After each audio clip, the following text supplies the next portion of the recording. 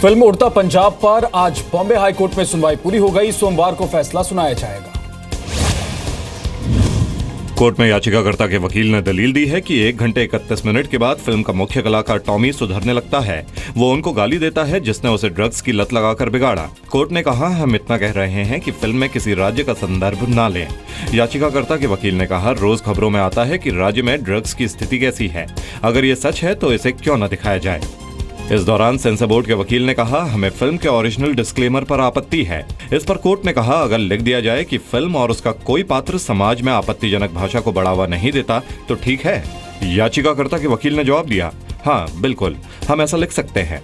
Court ने sensor board के वकील से कहा, हमें बताएं आप सहमत हैं या नहीं, वरना हम अपना फैसला करें। कोर्ट ने यह भी कहा कि शुरुआत में ऐसा नहीं लगता कि फिल्म ड्रग्स को बढ़ावा देने जैसा कोई संदेश दे रही है। We have offered disclaimers in 3 parts. The message of the film is very clear. The matter is concluded. Matter is kept for judgment on Monday. Punjab में नशे की समस्या पर आधारित फिल्म है उड़ता पंजाब। उड़ता पंजाब में शाहिद कपूर के अलावा करीना कपूर और आलिया भट्ट भी हैं। उड़ता पंजाब 17 जून को रिलीज होने वाली थी, लेकिन अब इसमें देरी हो सकती है। सेंसर बोर्ड ने फिल्म उड़ता पंजाब के कई गानों में इस्तेमाल किए गए शब्दों पर भी आपत्ति जताई है।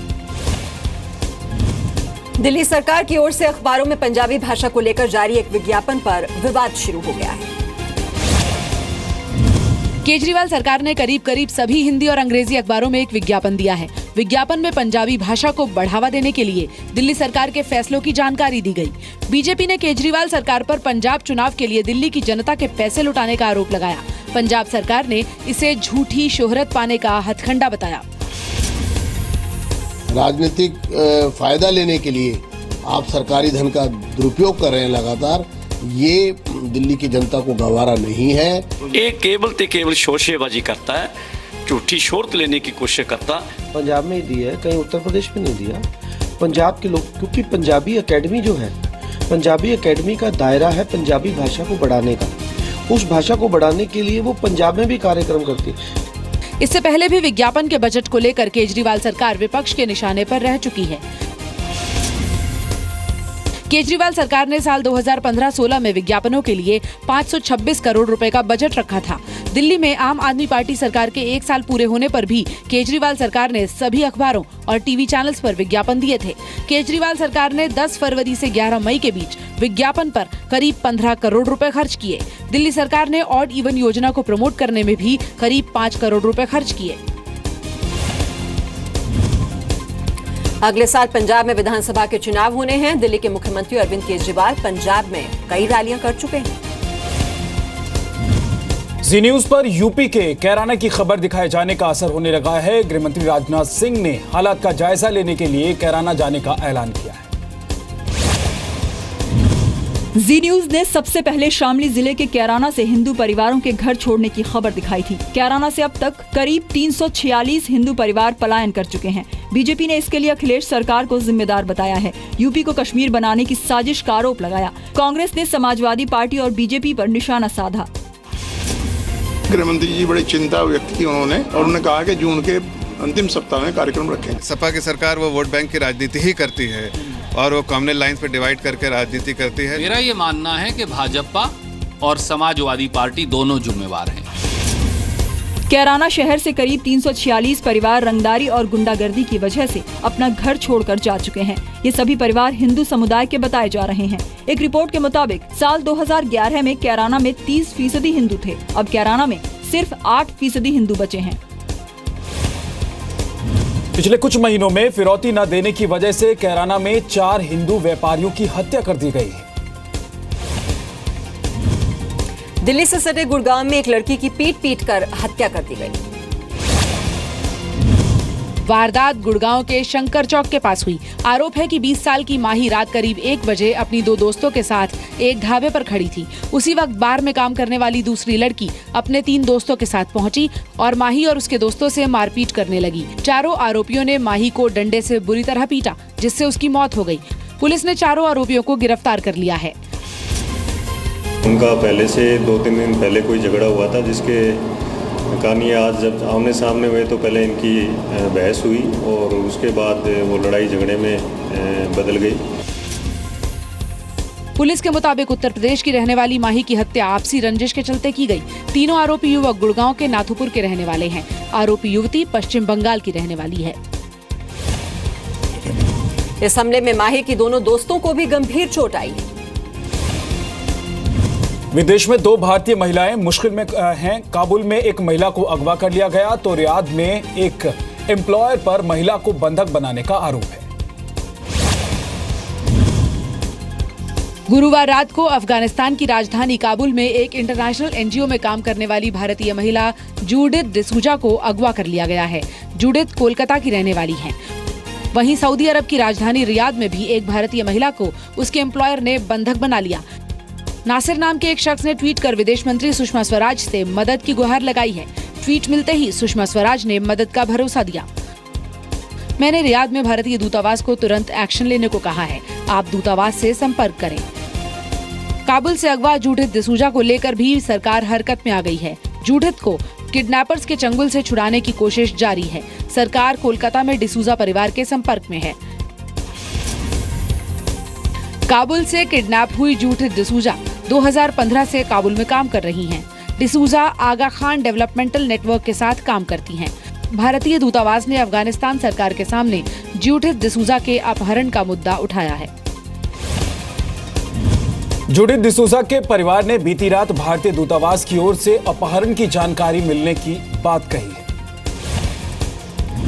बिहार में अपराधियों के हौसले कितने बुलंद हैं, इसका अंदाजा इस बात से लगाया जा सकता है कि यहां अब एक जज से भी रंगदारी मांगी गई है।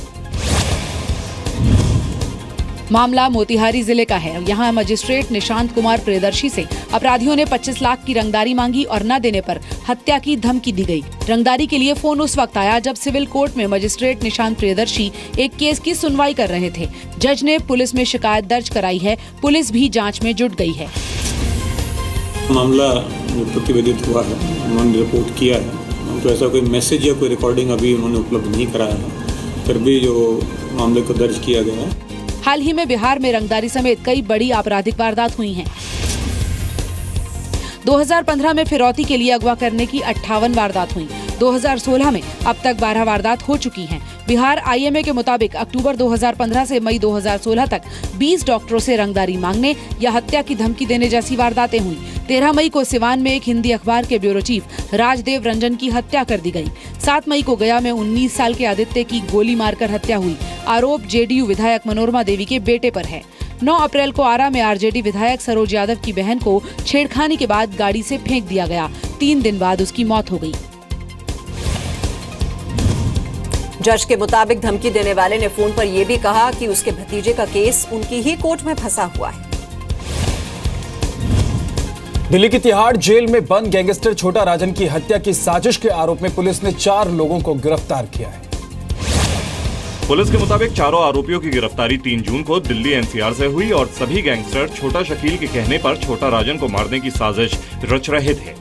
पुलिस ने आरोपियों के पास से हथियार और नकद भी बरामद किया है। बताया जा रहा है कि पकड़े गए सभी आरोपी इंटरनेट के जरिए छोटा शकील के संपर्क में थे। 4 लोग पकड़े गए और जांच आगे प्रगति पे है।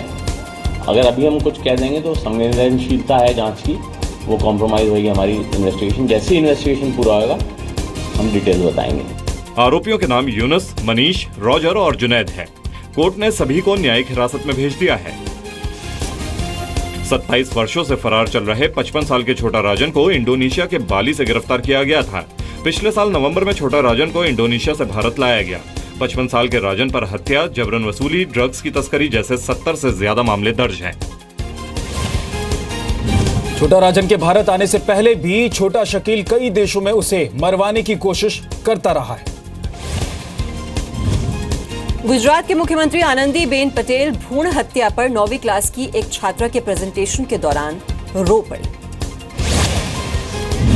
आनंदीबेन पटेल गुरुवार को खेड़ा जिले में एक स्कूल के कार्यक्रम में पहुंची थी। इसी दौरान अंबिका गोहिल नाम की छात्रा ने भ्रूण हत्या पर बोलना शुरू किया। अंबिका ने एक अजन्मी बच्ची की अपनी मां को लिखी एक सांकेतिक चिट्ठी पढ़कर सुनाई। 84 लाख अवतार भटक्या પછી મને આ એક મોકો મળવાનો હતો, પરંતુ તેને તો તે એક જ પળમાં છીનવી લીધો। મારે તો સરસ મજાની મારી દુનિયાને જોવી હતી, મારે તો આ દુનિયાને જાણવી હતી, પરંતુ ત્યાં તો આ બધું તારા સુખ ખાતર મારી આ બધી આશાને તોડી નાખે. શું બેટા જ બધું હોય છે? શું બેટી તુલસીનો ક્યારો નથી હોતી? પણ તમારા બધા માટે તો બેટી સાપનો જ બારો છે. भ्रूण हत्या पर अपनी व्यथा बताते हुए अंबिका भावुक हो गईं और रोने लगी। ये देखकर सीएम आनंदीबेन पटेल ने अंबिका को गले लगा लिया और खुद भी रो पड़ी। अपनी सौ ताड़ीओना गड़गड़ाटथी વધાવીએ। केंद्रीय सांख्यिकी संगठन के मुताबिक भारत में साल 2001 से 2005 के बीच करीब 6,82,000 कन्या भ्रूण हत्या के मामले सामने आए। भ्रूण हत्या पर सख्त कानून के बाद इसमें गिरावट आई। 2014 में भ्रूण हत्या के 50 और 2015 में 52 केस सामने आए। 2011 की जनगणना के मुताबिक भारत में 1000 लड़कों पर 940 लड़कियां हैं। हालांकि साल 1991 से लेकर अब तक देश के 80% जिलों में सेक्स रेशो में गिरावट आई है। इसकी मुख्य वजह कोख में बेटियों की हत्या यानी भ्रूण हत्या को माना जाता है। अंबिका ने आनंदीबेन पटेल को बताया कि वो पढ़ लिखकर डॉक्टर बनना चाहती है। सीएम ने भरोसा दिया कि उसे किसी भी मुश्किल का सामना नहीं करना पड़ेगा। अब उन नौजवानों को सावधान करने वाली खबर जो बाइक या ट्रेन पर स्टंट का शौक रखते हैं। मुंबई में बाइक पर स्टंट के दौरान हुए हादसे में एक शख्स की मौत हो गई। मुंबई के मरीन ड्राइव इलाके में दौड़ती गाड़ियां और पूरी रफ्तार में सड़क पर चल रही बाइक पर स्टंट करता एक शख्स। ये कभी अपने पैरों को एक तरफ करके बाइक चलाता तो कभी बाइक पर खड़े होने की कोशिश करता, कभी स्टंट करते करते बाइक की फ्यूल टैंक पर बैठ जाता तो कभी दोनों पैर को हैंडल पर रख लेता। इसके बाद स्टंट कर रहा ये शख्स अपने दोनों पैरों के सहारे हैंडल को संभालता है और हाथों को हवा में लहराता है। लेकिन इसी दौरान उसका बैलेंस बिगड़ता है और बाइक चला रहा ये शख्स फिसलकर सड़क पर गिरता है और डिवाइडर से टकरा जाता है। हादसे में स्टंट कर रहे शख्स की मौत हो गई। इससे पहले भी स्टंट के दौरान कई लोगों की मौत हुई है। अप्रैल 2016 में एक रियलिटी शो के लिए स्टंट की तैयारी कर रहे 19 साल के एक लड़के की मौत हो गई। जुलाई 2015 में गुजरात में बाइक पर स्टंट के दौरान हुए हादसे में एक बच्चे की मौत हो गई और 4 लोग घायल हो गए। अगस्त 2013 में मुंबई में ट्रेन में स्टंट के दौरान हादसे में एक 14 साल के लड़के की मौत हो गई। बाइक स्टंट का ये वीडियो सोमवार का बताया जा रहा है, लेकिन जी न्यूज वीडियो की प्रामाणिकता की पुष्टि नहीं करता है। जी न्यूज अपील करता है कि इस तरह के खतरनाक स्टंट कर अपनी जान को जोखिम में न डालें।